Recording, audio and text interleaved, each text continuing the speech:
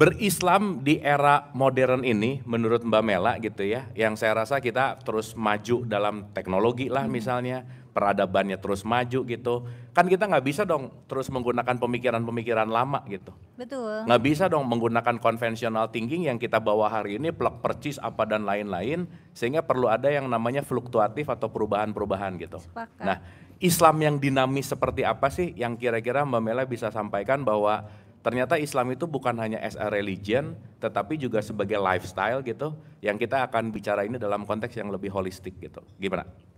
Oke, langsung aja kita lihat videonya. Berislam di era modern ini menurut Mbak Mela gitu ya, yang saya rasa kita terus maju dalam teknologi lah misalnya, peradabannya terus maju gitu. Kan kita nggak bisa dong terus menggunakan pemikiran-pemikiran lama gitu. Betul. Nggak bisa dong menggunakan konvensional thinking yang kita bawa hari ini, plek percis apa dan lain-lain, sehingga perlu ada yang namanya fluktuatif atau perubahan-perubahan gitu. Sepakat. Nah, Islam yang dinamis seperti apa sih yang kira-kira Mbak Mela bisa sampaikan bahwa ternyata Islam itu bukan hanya as a religion, tetapi juga sebagai lifestyle gitu, yang kita akan bicara ini dalam konteks yang lebih holistik gitu. Gimana? Oke, mulai dari mana ya? Jadi kan secara esensi kan memang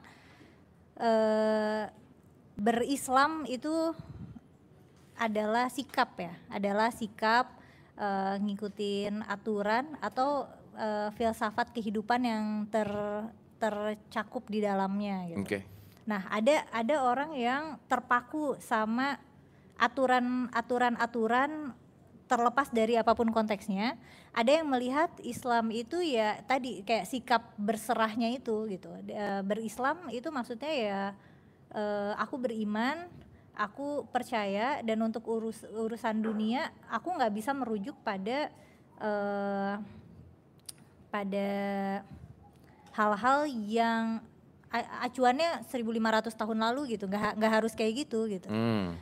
Nah itu kan sebenarnya yang dilakukan ulama sebenarnya, ulama kontemporer. Jadi mereka selalu memperbaharukan nilai-nilai Islam gitu supaya tetap kontekstual dan relevan. Nah cuman ini kayak aku ngelihatnya ada semacam stagnansi ya, karena ustadz-ustadz sekarang atau ulama sekarang malah seolah-olah berlomba-lomba mengambil literatur yang paling lama. Jadi mundur. Bener, malah ngambil rujukannya abad ke-7, abad ke-8, kata imam ini, kata ulama ini gitu. Atau kayak waktu itu pernah gini, orang yang kemana, ada yang nyadur kayak di Twitter apa di mana gitu, orang yang bawa kertas kemana-mana itu adalah sifat sombong kayak gini. Terus gini, itu tuh kan waktu abad ke-7 kertas itu barang mewah.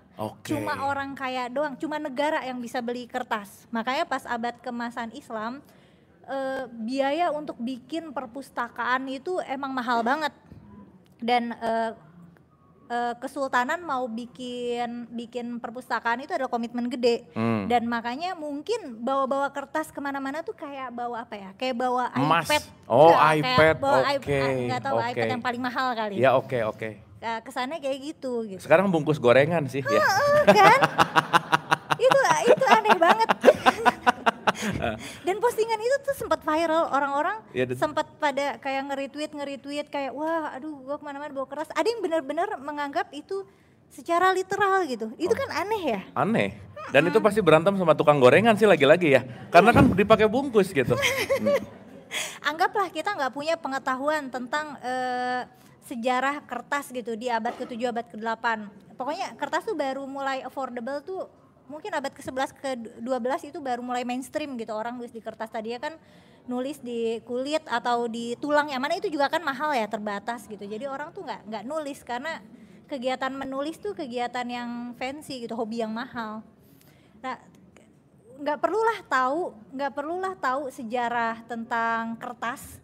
Tapi kan cukup baca teksnya aja itu udah ganjil. Iya. Kayak emangnya kita pernah ngelihat orang bawa-bawa kertas terus kayak ih itu orang sombong banget kemana-mana bawa kertas kan? Kecuali mereknya Hermes, beda ya. Mungkin. Jadi sebenarnya kontekstualisasi kan kalau misalnya kita belajar konteks sejarah yang panjang dan banyak itu PR banget ya, banyak. Jadi bagian itunya sebenarnya di-cut nggak apa-apa, kita lihat yang sekarang aja, kontekstualisasi sekarang. Kalau misalnya dia dirasa nggak fit, ya kita pertanyakan aja gitu. Itu tuh kenapa sih, karena nalar kritisnya kah, realitasnya kah yang kayak gini, ini sakral suci, kita nggak pernah tahu, yang penting ini disebut suci terus diikutin aja. Kan kita tahu misalnya hadis ya, kita tahu banyak hadis palsu kan. Dan kalau kita nggak menggunakan akal, nggak menggunakan critical thinking, ya diikutin aja tanpa sebuah filterisasi gitu. Itu tuh emang common atau emang di kita aja atau gimana sih? Ya aku nggak tahu ya. Tapi kayaknya common, mungkin juga seiring dengan syiar dakwah yang menekankan sikap kami dengar maka kami taat, itu Sami'na wa atona itu gitu ya. Jadi kalau udah dengar ya taat, nggak perlu nanyain lagi. Itu konten aku yang bahas kenapa babi haram. Sebenarnya kan aku nggak mempermasalahkan haram halalnya gitu. Aku nggak mencoba appeal ini tuh sebenarnya halal gitu. Tapi meskipun aku ada retorika gitu sih. Tapi itu nggak aku jawab. Itu emang retoris aja buat supaya follow up komen penonton gitu. Tapi yang aku pertanyakan adalah kenapa babi itu haram gitu, kayak kenapa? Karena aku komain dulu ya. Oke. Untuk sebagian orang udah nggak usah dipertanyakan, haram-haram aja gitu. Betul banyak banget respon yang kayak gitu. Padahal pendekatan yang aku ambil, aku tidak menantang kitab suci, aku tidak menantang hadis Nabi. Yang aku coba teliti kenapa orang-orang kenapa ini tuh laku gitu. Kenapa haram makan babi itu sangat-sangat dipatuhi sampai sekarang. Yang kalau ada orang makan kerupuk babi di kedai bakso tuh sampai orang pemilik kedai baksonya kan sampai ngancurin itu Iya, semua mangkoknya dibersihin lah apa. Kenapa sepatuh itu, padahal kan larangan bukan cuma makan babi. Iya. Kalau misalnya ada larangan korupsi berzina, tapi ada orang korupsi berzina di mana-mana, kita nggak sereaktif itu gitu. Benar banget. Kenapa? Makanya benar. Kenapa babi ini tuh dia korupsi, yang penting aku nggak makan babi loh, tapi korupsi gitu.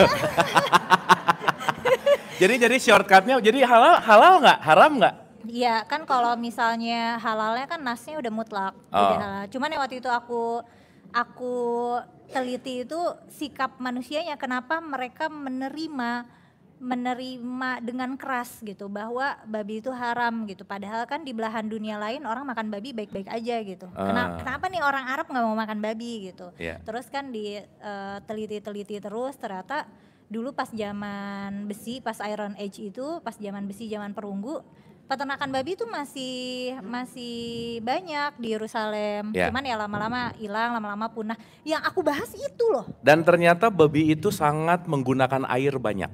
Betul. Jadi secara ekologis itu nggak cocok sama iklim Saudi. Udah makan air banyak, konsumsi airnya banyak, beranaknya banyak.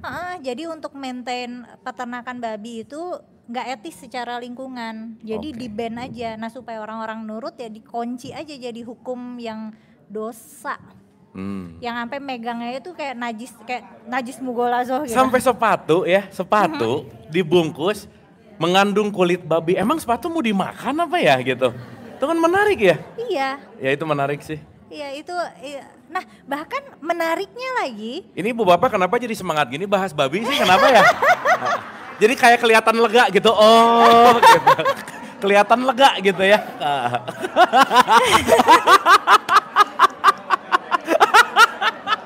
Kayak oke gitu. Kayak gitu ya. Ya langsung tuh kan ya. Gitu kayak gitu. Terus ya. Menariknya lagi, Nabi Muhammad dan para sahabat itu nggak pernah ketemu babi. Oh gitu. Tapi secara teks kan secara teks di Quran babi ada. Nah ternyata teks pengharaman babi itu mirip banget sama perjanjian lama. Kalau perjanjian lama itu ya anggaplah 5.000 tahun sebelum Nabi gitu. Anggaplah zaman Nabi Musa ya. Kalau Nabi Musa itu sosok yang historis ya itu 5.000 tahun yang lalu. Dan memang banyak hukum-hukum yang bentuknya tradisi itu saduran dari perjanjian lama, dan itu wajar banget ya. Itu wajar banget karena kan tadi agama adalah adaptasi budaya.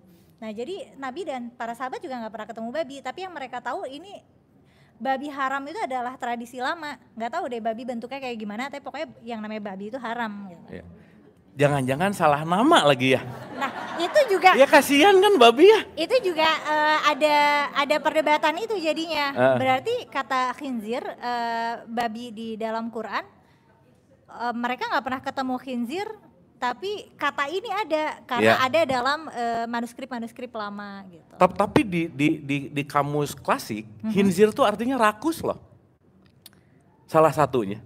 Salah satu pemaknaannya tuh bukan, ya balik lagi ya. Iya. Ini bukan ngomongin tentang si babinya, bukan. Tapi rakusnya gitu. Intinya gitu. Iya. Tapi Ibu Bapak ini masih misteri ya, hati-hati ya. Jangan happy dulu, jangan.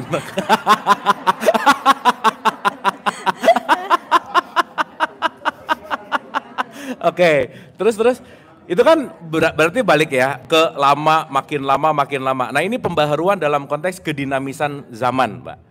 Ya kan, bahwa Quran sebagai ya jurisprudensi tertinggi kita misalnya. Betul. Tetapi kan juga nggak bisa, let's say, nggak bisa dalam tanda petik ya, tidak bisa bahwa dinamis juga nih hidup gitu.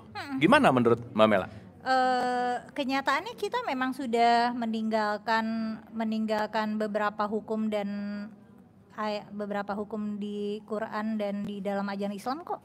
Contohnya? Sebagai konsekuensi budaya. Contohnya udah nggak ada transaksi budak. Oke. Kan dulu boleh. Oke. Tapi kan sekarang kan secara konteks udah nggak ada manusia yang diperjualbelikan. Oke. Atau misalnya kayak perang, misalnya apa ya, murtad dihukum mati kan udah nggak perlu. Jadi dulu kan konteksnya itu kan masyarakatnya itu bersuku-suku. Jangan dibayangin kayak kita sekarang yang sama tetangga bisa nggak kenal nggak masalah gitu. Kita kan hidup dalam unit kecil, dalam keluarga. Kalau dulu tuh harus satu suku. Satu area itu.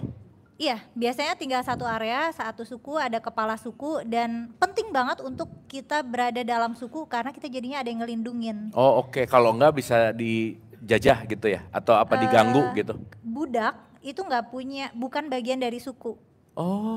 Nah makanya mereka tuh gampang ya diklaim aja sama orang jadi milik terus dijual. Karena nggak ada yang ngelindungin budak. Nah kalau misalnya suku A, suku B, ada suku A nih jahat ke suku B, anggaplah dia mencuri atau memperkosa, itu berarti sama aja ngajak perang ke suku B.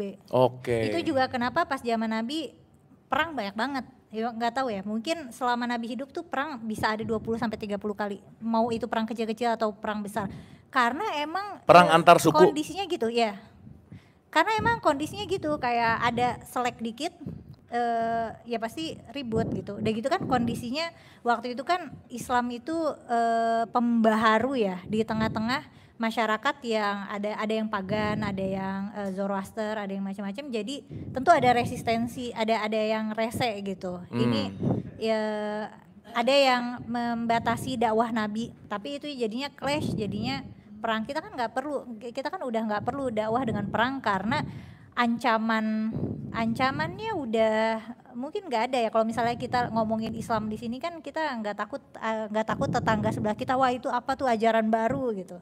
Atau sebenarnya mungkin low-key ada, cuman nggak sebarbar dulu. Udah gitu kan dulu sistemnya kan bukan negara dengan lembaga hukum ya. Dulu kan negara tuh belum ada.